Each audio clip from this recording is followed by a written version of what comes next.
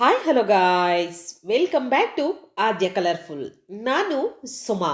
Friends, ಇವತ್ತಿನ ವಿಡಿಯೋದಲ್ಲಿ ತುಂಬನೇ ಈಸಿಯಾಗಿ ಟೇಸ್ಟಿಯಾಗಿ ಮಾಡುವಂಥ ಹೆಲ್ತಿಯಾಗಿರುವಂತಹ ಒಂದು ರೆಸಿಪಿಯನ್ನು ನಿಮ್ಮ ಜೊತೆ ಶೇರ್ ಮಾಡ್ಕೊಳ್ತಾ ಇದ್ದೀನಿ. ಆರೋಗ್ಯಕರವಾದ ರಾಗಿ ಗಂಜಿ ಪೌಡರ್ನ ಮಾಡುವ ಸರಿಯಾದ ವಿಧಾನವನ್ನು ಇವತ್ತಿನ ವಿಡಿಯೋದಲ್ಲಿ ತಿಳಿಸ್ಕೊಡ್ತಾ ಇದ್ದೀನಿ. ಸೊ ಇದನ್ನು ಫ್ರೆಂಡ್ಸ್, ಈ ಒಂದು ರಾಗಿ ಸರಿಯನ್ನು ಮಾಡಿಕೊಂಡು ನೀವು 6 ತಿಂಗಳ ಮಗುವಿನಿಂದ ಹಿಡಿದು 15 ವರ್ಷ ಮಕ್ಕಳವರೆಗೂ ಕೂಡ ಇದನ್ನು ನೀವು ಬಳಸ್ಬೋದು. ತುಂಬಾ ಅದ್ಭುತವಾಗಿ ರುಚಿಯಾಗಿರುವಂಥ. ಸೊ ಕೆಲವರು ಈಗ ಸಣ್ಣ ಮಕ್ಕಳಿಗೆ ನಾವು ರಾಗಿ ಸರಿಯನ್ನು ಮಾಡಿ ತಿನ್ನಿಸ್ತೀವಿ. ಹಾಗೆ ದೊಡ್ಡವರು ನಾವು ರಾಗಿ ಗಂಜಿ ಅಥವಾ ಅಂಬ್ಲಿಯನ್ನು ಮಾಡ್ಕೊಂಡು ತಿಂತೀವಿ. ಸೊ ಕುಡಿತೀವಿ. ಸೊ ನೀವು ಮಾಡುವಂಥ ವಿಧಾನಗಳು ಬೇರೆ ಇರುತ್ತೆ, ಪೌಡರ್ ಮಾತ್ರ ಒಂದೇ ಇರುತ್ತೆ ಫ್ರೆಂಡ್ಸ್. ತುಂಬಾ ಈಸಿಯಾಗಿ ಮಾಡ್ಕೊಳ್ಬೋದು. ಆದರೆ ಖಂಡಿತವಾಗ್ಲೂ ಮನೆಯಲ್ಲಿ ನೀವು ಇದನ್ನು ಒಂದ್ಸಲ ತಯಾರಿಸಿ ನೋಡಿ. ಮೊದಲನೇದಾಗಿ ರಾಗಿಯನ್ನು ತಗೊಂಡಿದ್ದೀನಿ. ಸೊ ರಾಗಿಯನ್ನು ಉಪಯೋಗಿಸ್ತಿರೋದ್ರಿಂದ ಇದು ತುಂಬಾ ಹೆಲ್ತಿಯಾಗಿರೋದು ಅಂತ ನಿಮಗೆ ಗೊತ್ತಾಗುತ್ತೆ. ಸೊ ಇದರಲ್ಲಿ ಬೇರೆ ವಸ್ತುಗಳನ್ನು ಯಾವುದನ್ನು ಕೂಡ ಆ್ಯಡ್ ಮಾಡ್ಕೊಳ್ತಾ ಇಲ್ಲ, ಬೇಡದಲೇ ಇರೋವಂತಹದ್ದು, ಬೇಕಾಗಿರುವಂತಹ ಕೆಲವು ವಸ್ತುಗಳನ್ನು ಹಾಕ್ಕೊಳ್ತಾ ಇದ್ದೀನಿ. ಯಾಕೆ ಅಂದರೆ ಚಿಕ್ಕ ಮಕ್ಕಳಿಗೂ ಕೂಡ ನಾವು ಮಾಡಿಕೊಡೋದ್ರಿಂದ ಚಿಕ್ಕ ಮಕ್ಕಳಿಗೆ ಎಲ್ಲ ಇಂಗ್ರೀಡಿಯೆಂಟ್ಸ್ನು ಹಾಕೋದ್ರಿಂದ ಸ್ವಲ್ಪ ಜೀರ್ಣಕ್ರಿಯೆಗೆ ಸಮಸ್ಯೆ ಆಗ್ಬೋದು ಅಂತ ಹೇಳಿ ನಾನು ಕೆಲವು ವಸ್ತುಗಳನ್ನು ಹಾಕಿದ್ದೀನಿ. ಸೊ ಈಗ ಮೊದಲನೇದಾಗಿ ರಾಗಿಯನ್ನು ಹಾಕ್ಕೊಂಡ ನಂತರ ಇದನ್ನು ಚೆನ್ನಾಗಿ ಸುಮಾರು ಏನಿಲ್ಲ ಅಂದರೂ ಒಂದು 8ರಿಂದ 9 ಸಲ ಚೆನ್ನಾಗಿ ನೀರಲ್ಲಿ ತೊಳಿಬೇಕಾಗತ್ತೆ. ಏನು ರಾಗಿಯಲ್ಲಿ ಧೂಳಿರುತ್ತಲ್ವಾ, ಆ ಡಸ್ಟ್ ಎಲ್ಲ ಹೋಗಬೇಕು, ಅಲ್ಲಿವರೆಗೂ ಇದನ್ನು ತೊಳಿಬೇಕು. ಸೊ ಸುಮಾರು ಒಂದು 8ರಿಂದ 9 ಸಲ ನಾನು ತೊಳ್ಕೊಂಡು ಇದನ್ನು ಬರ್ತೀನಿ ನೋಡಿ. ಸೊ ಫ್ರೆಂಡ್ಸ್, ನೀವ್ಯಾರಾದ್ರೂ ಫಸ್ಟ್ ಟೈಮ್ ನನ್ನ ಚಾನಲ್ಗೆ ವಿಸಿಟ್ ಮಾಡಿದರೆ ಪ್ಲೀಸ್ ನನ್ನ ಚಾನಲ್ನ ಸಬ್ಸ್ಕ್ರೈಬ್ ಮಾಡ್ಕೊಳ್ಳಿ ಫ್ರೆಂಡ್ಸ್. ಲೈಕ್ ಮಾಡಿ ಮತ್ತು ಹೆಚ್ಚು ಶೇರ್ ಮಾಡಿ. ಓಕೆ, ಈ ರೀತಿಯಾಗಿ ರಾಗಿ ಕೆಂಪುಗೆ ಆಗಬೇಕು, ಅಲ್ಲಿವರೆಗೂ ನಾವು ತೊಳಿಬೇಕಾಗುತ್ತೆ. ಎಷ್ಟೇ ತೊಳಿತಾ ಇದ್ರೂ ಧೂಳಂತೂ ಬರ್ತಾ ಇರುತ್ತೆ. ಸೊ ಅದಕ್ಕೋಸ್ಕರನೇ ಸ್ವಲ್ಪ ಟೈಮನ್ನು ಮಾಡಿಕೊಂಡು ಇದನ್ನು ನೀಟಾಗಿ ಕ್ಲೀನ್ ಮಾಡ್ಕೊಳ್ಳಿ. ಓಕೆ, ಈಗ ನೀಟಾಗಿ ತೊಳೆದದನ್ನು ಒಂದು ಸೈಡ್ ತೆಗೆದಿಟ್ಕೊಳ್ಳೋಣ. ಅದಾದ ನಂತರ ಇದಕ್ಕೆ ಇನ್ನೊಂದು ಪಾತ್ರೆಗೆ ಗೋಧಿಯನ್ನು ಹಾಕ್ಕೊಳ್ತಾ ಇದ್ದೀನಿ. ಸೊ ಗೋಧಿ ಹಾಕ್ಕೊಂಡ ನಂತರ ಅದಕ್ಕೆ ಮತ್ತೆ ಹೆಸರು ಕಾಳನ್ನು ಸೇರಿಸ್ಕೊಳ್ತಾ ಇದ್ದೀನಿ. ಎಲ್ಲದನ್ನು ಕೂಡ ಒಂದೇ ಮೆಜರ್ಮೆಂಟಲ್ಲೂ ತಗೊಳ್ಳಿ. ಸೊ ಖಂಡಿತವಾಗ್ಲೂ ನಿಮಗೆ ನೋಡ್ತಾ ಇರ್ಬೋದು, ಇಲ್ಲಿ 1 ಸ್ಪೂನ್ ಆಗುವಷ್ಟು ಮೆಂತೆಯನ್ನು ಹಾಕ್ಕೊಳ್ತಾ ಇದ್ದೀನಿ. ಹಾಗೆ ಕಡಲೆಕಾಳನ್ನು ಕೂಡ ಸೇರಿಸ್ಕೊಳ್ತಾ ಇದ್ದೀನಿ. ಬೇಕು ಅಂದರೆ ಕಡಲೆಬೇಳೆನೂ ಕೂಡ ಹಾಕ್ಕೋಬೋದು ನೀವು. ಅದಾದ ನಂತರ ಸ್ವಲ್ಪ ನೀರನ್ನು ಹಾಕಿ ಚೆನ್ನಾಗಿ ಇದನ್ನು ತೊಳಿಬೇಕಾಗತ್ತೆ. ಇದರಲ್ಲೇನು ಜಾಸ್ತಿ ಧೂಳೇನೂ ಇರೋದಿಲ್ಲ. ಸೊ 1-2 ಸಲ ಚೆನ್ನಾಗಿ ವಾಶ್ ಮಾಡಿಕೊಡಿ. ಸ್ವಲ್ಪ ಧೂಳಿತ್ತು ಅನ್ನೋದಾದರೆ 2ರಿಂದ 3 ಸಲ ತೊಳೆದು ಇದನ್ನು ತಗೊಳ್ಳೋಣ ನೋಡಿ. ಇವಾಗ ಈ ರೀತಿಯಾಗಿ ವಾಶ್ ಮಾಡ್ಕೊಂಡಿದ್ದೀನಿ. ಸೊ ಇದನ್ನು ಕೂಡ ಒಂದು ಕಡೆ ತೆಗೆದಿಟ್ಕೊಳ್ಳೋಣ. ರಾಗಿಯನ್ನು ನೋಡೋಣ ಈಗ. ಸೊ ಈಗ ಕಾಳು ನೆನೆಯೋದಕ್ಕೆ ಬಿಡ್ತಾ ಇದ್ದೀನಿ. ಕಾಳನ್ನು ಒಂದು ನೈಟ್ ಪೂರ್ತಿ ನೆನೆ ಹಾಕಬೇಕು. ರಾಗಿಯನ್ನು ನಾವು 2 ದಿನಗಳ ಕಾಲ ನೆನೆಯಬೇಕು. ಇದು 24 ಗಂಟೆ ಕಾಳು ನೆನೆದ್ರೆ ಸಾಕಾಗುತ್ತೆ. ಒಂದು ರಾತ್ರಿ ನೆನೆದ್ರೂ ಸಾಕಾಗುತ್ತೆ. ಟೋಟಲಾಗಿ ಎರಡನ್ನೂ ಕೂಡ 24 ಗಂಟೆ ಕೊಟ್ಬಿಟ್ಟಿದ್ದೀನಿ ನಾನು. ರಾಗಿ ಕೂಡ ಕಾಳು ಕೂಡ 24 ಗಂಟೆ ಚೆನ್ನಾಗಿ ನೀರಲ್ಲಿ ನೆನೆಲಿ ಅನ್ನೋದಕ್ಕೋಸ್ಕರ ಬಿಟ್ಟಿದ್ದೀನಿ. ಅದಾದ ನಂತರ ಇವಾಗ ಕಾಳುಗಳನ್ನು ಬಸ್ತು 24 ಗಂಟೆ ಆದ ನಂತರ ನೀರನ್ನು ಎಲ್ಲ ಸೋಸ್ಬಿಟ್ಟು ನಂತರ ಕಾಳುಗಳನ್ನು ಒಂದು ಬಟ್ಟೆಗೆ ಹಾಕ್ಕೊಳ್ತಾ ಇದ್ದೀನಿ ನೋಡಿ. ಎಲ್ಲದನ್ನು ಕೂಡ ಬಟ್ಟೆಗೆ ಹಾಕ್ಕೊಳ್ಳೋಣ. ಸೊ ಬಟ್ಟೆಗೆ ಹಾಕಿದ ನಂತರ ಇದರಲ್ಲಿರುವಂತಹ ನೀರನ್ನು ಸ್ವಲ್ಪ ಹಿಂಡಿ ನಾವು ಟೈಟಾಗಿ ಇದನ್ನು ಕಟ್ಟಿ ನಾವು ಮೊಳಕೆ ಬರೋದಕ್ಕೆ ಬಿಡಬೇಕಾಗುತ್ತೆ. ಸೊ ಮೊಳಕೆ ಬರೋದಕ್ಕೆ ಇದನ್ನು ನಾವು ಕಟ್ಟಿ ಟೈಟಾಗಿ ನಾವು ಇಟ್ಬಿಟ್ಟಿದ್ದೀವಿ. ಸೊ ಒಂದು ಪಾತ್ರೆಯಲ್ಲಿ ಇಡ್ತೀರಂದರೆ ಅದು ಓಕೆ.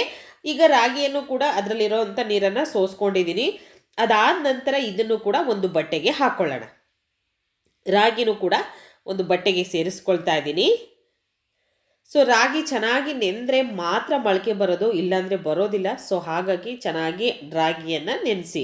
ಓಕೆ, ಇವಾಗ ಇದನ್ನು ಕೂಡ ಒಂದು ಗಂಟು ಕಟ್ಕೊಳ್ತೀನಿ. ಈ ರೀತಿಯಾಗಿ ನೀಟಾಗಿ ಗಂಟನ್ನು ಕಟ್ಟಿ ಇವಾಗ ನಾವು 1 ದಿನ ಇಟ್ಟರೂ ಸಾಕು, ಅಥವಾ ಟೈಮ್ ಇದೆ ಅಂದರೆ 2 ದಿನ ಇಡಿ. ಸೊ ನಾನು 2 ದಿನ ಇಟ್ಟಿದ್ದೀನಿ. 2 ದಿನ ಇಟ್ಟು ಈ ರೀತಿಯಾಗಿ ಚೆನ್ನಾಗಿ ಮೊಳಕೆ ಬರಲಿ ಅಂತ ನಾನು ಬಿಟ್ಟಿದ್ದೆ. ಮೊಳಕೆ ಎಷ್ಟು ಚೆನ್ನಾಗಿ ಬರುತ್ತೋ ಅಷ್ಟು ಅದ್ಭುತವಾಗಿರುತ್ತೆ ಅದೊಂದು ರೆಸಿಪಿಗಳು. ಸೊ ಈಗ ಈ ರೀತಿಯಾಗಿ ರಾಗಿ ಮೊಳಕೆ ಬಂದಿದೆ ನೋಡ್ಬೋದು ನೀವು. ಈ ರೀತಿ ಮೊಳಕೆ ಬಂದಿರುವಂತಹ ರಾಗಿಯನ್ನು ಇವಾಗ ನಾವು ಬಿಸಿಲಿಗೆ ಒಣ ಹಾಕಬೇಕಾಗತ್ತೆ. ಬಿಸಿಲು ಅಥವಾ ಮನೆಯಲ್ಲಿ ಒಣ ಹಾಕಿದ್ರೆ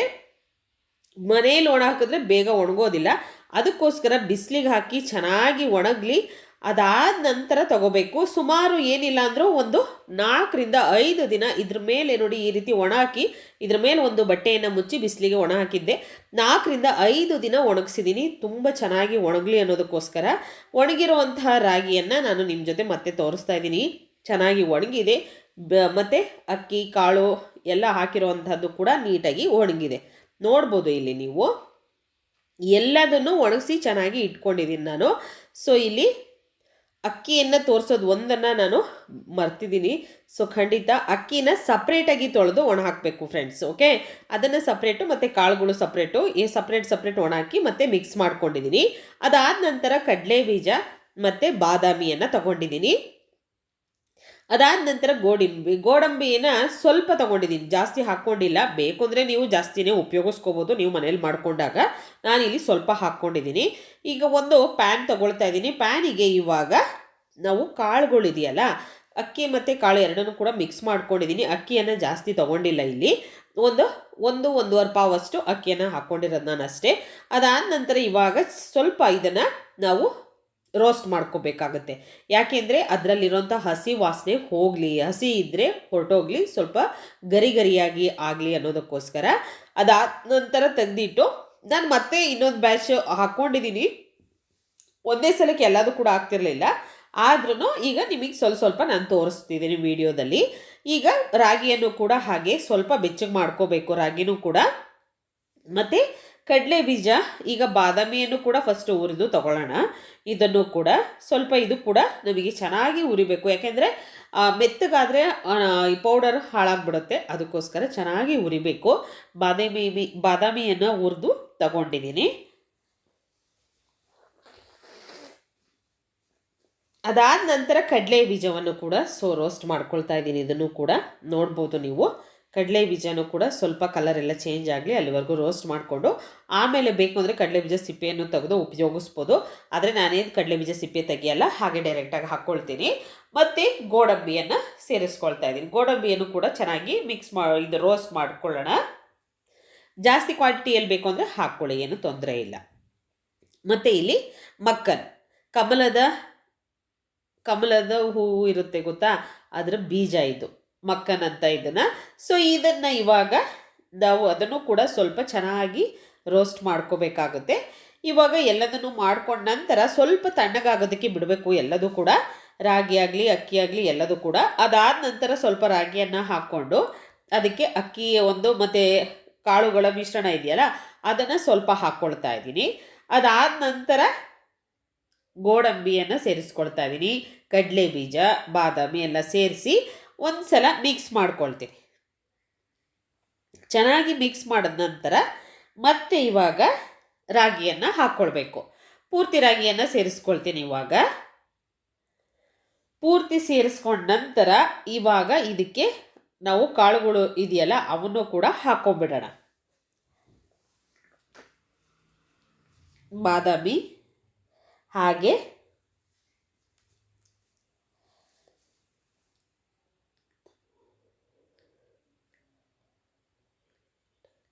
ಗೋಡಂಬಿ ಕಡಲೆ ಬೀಜ ಎಲ್ಲದನ್ನು ಕೂಡ ಸೇರಿಸ್ಕೊಳ್ತಾ ಇದ್ದೀನಿ. ಈ ರೀತಿಯಾಗಿ ಚೆನ್ನಾಗಿ ಇದನ್ನು ಹಾಕಿದ ನಂತರ ಒಂದ್ಸಲ ಚೆನ್ನಾಗಿ ಮಿಕ್ಸ್ ಮಾಡ್ಕೋಬೇಕಾಗುತ್ತೆ. ನೋಡಿ, ಎಲ್ಲವನ್ನು ಕೂಡ ಹಾಕ್ಕೊಂಡ ನಂತರ ಸರಿಯಾಗಿ ಮಿಕ್ಸ್ ಮಾಡ್ಕೊಳ್ಳೋಣ. ಎಲ್ಲದೂ ಕೂಡ ನೀಟಾಗಿ ಮಿಕ್ಸ್ ಆಗಬೇಕು, ಅದು ತುಂಬ ಇಂಪಾರ್ಟೆಂಟ್ ಆಗಿರುತ್ತೆ. ಮಕ್ಕನ್ ಕೂಡ ಸೇರಿಸ್ಕೊಳ್ತಾ ಇದ್ದೀನಿ. ಇಷ್ಟನ್ನು ಹಾಕಿದ ನಂತರ ಮಿಕ್ಸ್ ಮಾಡ್ಕೊಳ್ಳೋಣ. ಆದರೆ ಪೂರ್ತಿಯಾಗಿ ತಣ್ಣಗಾಗಿರಬೇಕು ಫ್ರೆಂಡ್ಸ್. ಪೂರ್ತಿ ತಣ್ಣಗಾದ ನಂತರನೇ ನೀವು ಇದನ್ನು ಮಿಕ್ಸ್ ಮಾಡಿಕೊಂಡು ತಗೊಳ್ಳಿ.